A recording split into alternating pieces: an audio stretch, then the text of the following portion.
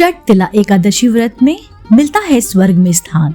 जाने कथा और महत्व। दोस्तों, आज इस वीडियो में हम आपको बताने वाले हैं कि षटतिला एकादशी क्या होता है, षटतिला एकादशी व्रत से आपको क्या क्या फल मिलता है।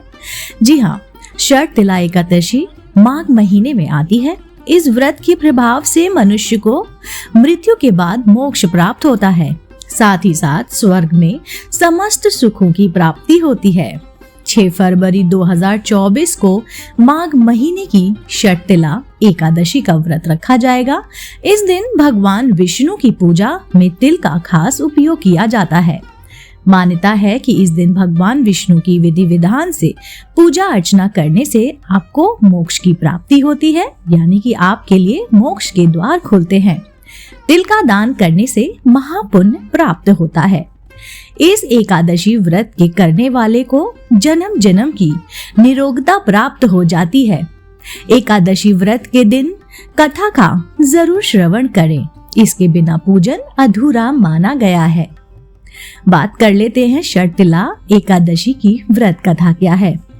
इस उपवास को करने से जहां हमें शारीरिक पवित्रता और निरोगता प्राप्त होती है, वहीं अन्न तिल आदि दान करने से धन धान में बढ़ोतरी होती है। पौराणिक कथा के अनुसार एक नगर में एक वृद्ध ब्राह्मणी ने 1 मास तक उपवास किया। इस दौरान उसका शरीर बहुत कमजोर हो गया। ब्राह्मणी ने व्रत पूजन को तो किया, लेकिन उसने कभी भी देवी देवताओं तथा ब्राह्मणों के निमित्त अनादि का दान नहीं दिया। ब्राह्मणी ने उपवास आदि से अपना शरीर तो पवित्र कर लिया, लेकिन उसने कभी अन्नदान नहीं दिया। अन्न के बिना जीव की तृप्ति होना कठिन है। एक बार की बात है, श्री हरि नारायण अपनी भक्त ब्राह्मणी की परीक्षा लेने भिक्षु का वेश बनाकर उनकी कुटिया में पहुंचे। ब्राह्मणी ने श्री हरि के वेश में साधु को भिक्षा में एक मिट्टी का पिंड दे दिया।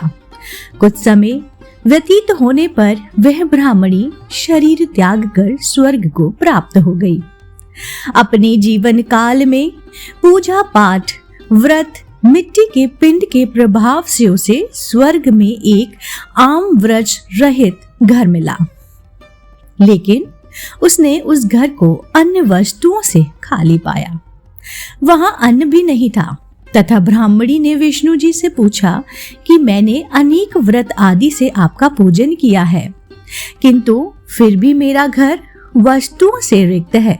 इसका क्या कारण है प्रभु? श्री हरि ने कहा, इसका जवाब तुम्हें देव स्त्रियां देंगी। इसके बाद देव स्त्रियों ने ब्राह्मणी को षटतिला एकादशी का महत्व बताया।